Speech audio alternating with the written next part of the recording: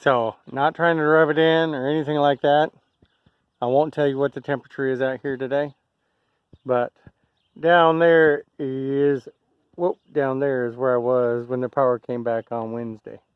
Last Wednesday got above freezing. It was probably about 38 to 40s, or maybe a little bit higher than that, but that's about it. So the power was off first thing in the morning, and then it came back on from 8 to like noon, and then it shut off again and was off till about 6 at night or something like that. Yeah. So that's very close. I was down there at 6 o'clock when the power came on. And, you know, I was right by our well pump house, so I knew the power came on because the pump immediately kicked in. I was doing something down there trying to get water out of our holding tank into a water tote so that I could fill it up for my neighbor to haul over to his animals because they were without water.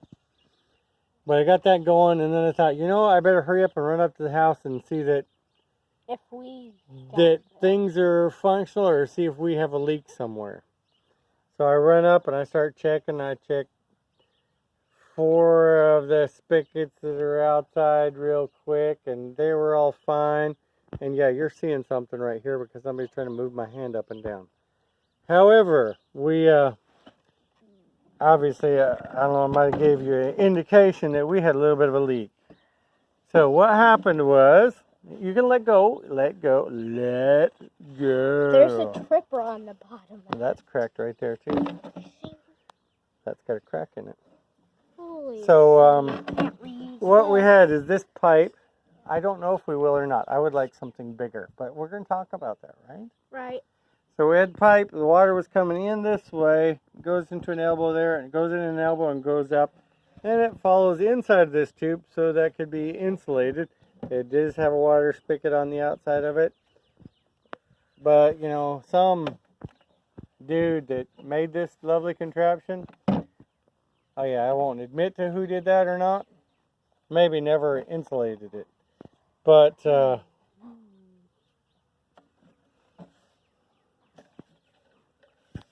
basically what it is it's got some pieces here that are missing and out and about and whatever. In the puzzle. So this is what we have. We have a puzzle going on here. We don't know how. So I know how. I found that. This is like this. This must go with that. This goes like that. This goes. I don't know if this one goes on here or this one goes on here. This one might go in here like this. The other part in the puzzle.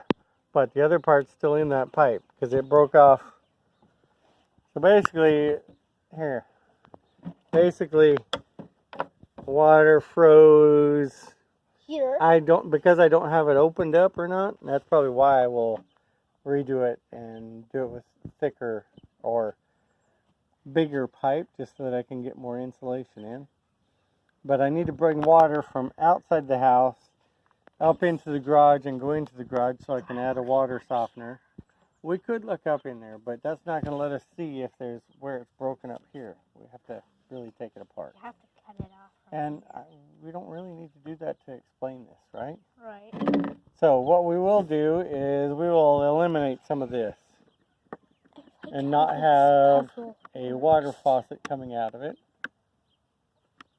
But we'll find some frost-free hydrants that we can run into this line that goes over towards that direction. So the easy fix is I cut the pipe right there and I put a cap on the other end that's still over there in the ground. So I capped it off, glued it on, capped it off, and so there's no more leak over there.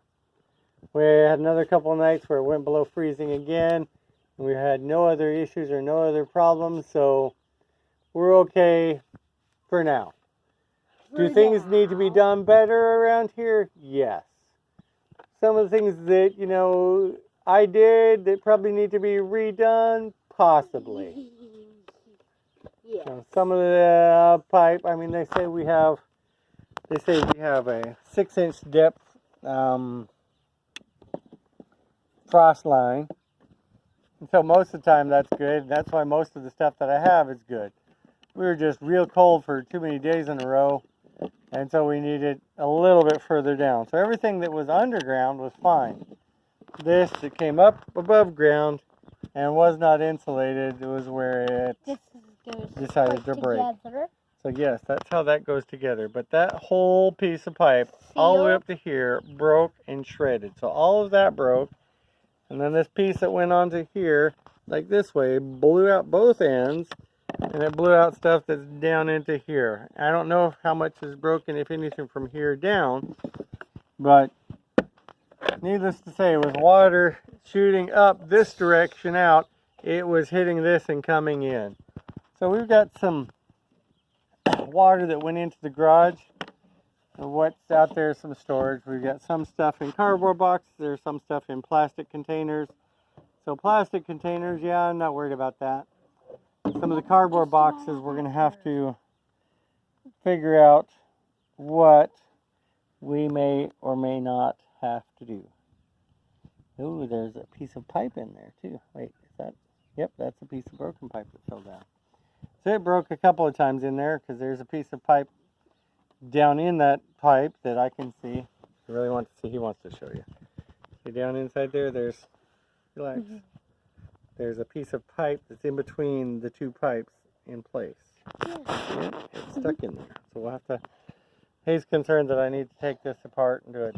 I had a buddy that does some construction around here, and he said this is the size of pipe that he had, and that his was insulated, and he's done that at his house. The new house that he's going to be doing will probably have the same. I might try to find a bigger pipe. This one, I believe, is a 4-inch. I might see if I can find a 5 or 6-inch pipe with an elbow that I can run my pipe up and through. And then it'll just come straight up and go into the garage with a shut off like this. And I will, in the line that comes to it, I will run some frost-free hydrants into over where the chickens and the ducks are, so that everything above ground over there will not freeze and will not have a problem. Sorry, like I said, we after having this happen, I've decided there's some other stuff we need to do to be better prepared for any potential in the future. The last time it snowed down here was over 3 years ago, so do I really need to worry about it? Yes, no. If I do it and fix it right, if I do whatever work from here on out better, then I have less chance of, or I'll have less worry about it. When I get this fixed and connected and up and over and through the garage, I'll have it run through a water softener and then go into the house.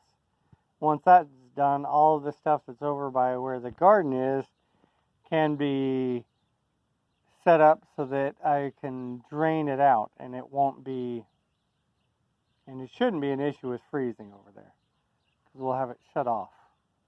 And we can drain all that area out so that that won't ever freeze and there won't be a problem. But we will decide what and how as we do more work over there, because Texas is way too hot to, or here it is, way too hot to not being able to water your garden just about every day, and that takes a lot of time. So anyway, guys, figured I'd show you some of the aftermath of the Snowmageddon, or whatever everybody else is calling it. Like I think I said in some of the videos, we were without power for parts of the day, one of the days. But, you know, once it came back on, I knew we had a problem. But within an hour of knowing that, we had it repaired and had water running again. So there are people here that still don't have water. My neighbor's got some issues with water. I'm trying to help him out. We got him some pipe that we can help him with, but he's got a full reserve tank that if he starts messing with the pipe to get a piece of pipe out, it's going to drain the whole tank out, and he doesn't want to lose all that water. 1,000 gallons of water. So he's going to do some work trying to get it pumped out, so then he can give that to his cows and not waste it. And then we can work on finding some more pieces here and there to run the connections he needs. So, like I said, life's an adventure. Hope y'all stay safe. We love you. We'll see you on the next one. Sorry, this is all part of Giant Selfie. What else do you want to say? Giant Shadow Selfie. Anything you want to say? No. No? You're not going to say goodbye? Just thought we'd share with you what went on, how we fared. Other than that, we fared fine.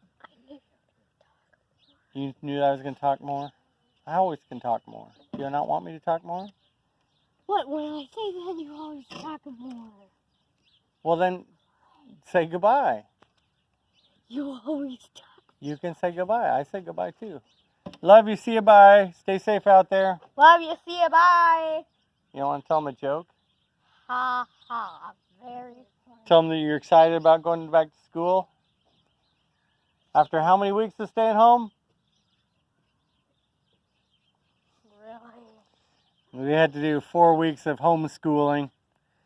And then we were home the whole week because of this crazy weather and lack of electricity, rolling blackouts and stuff. They were like, they didn't want to have school with the chance of having power go out and children being in school with no power. But it's okay for them to be home. What and what? About. So they called snow days, didn't they? Yep. So once again, tired. Love ya. See ya. Bye. Hope y'all having great. Stay safe out there.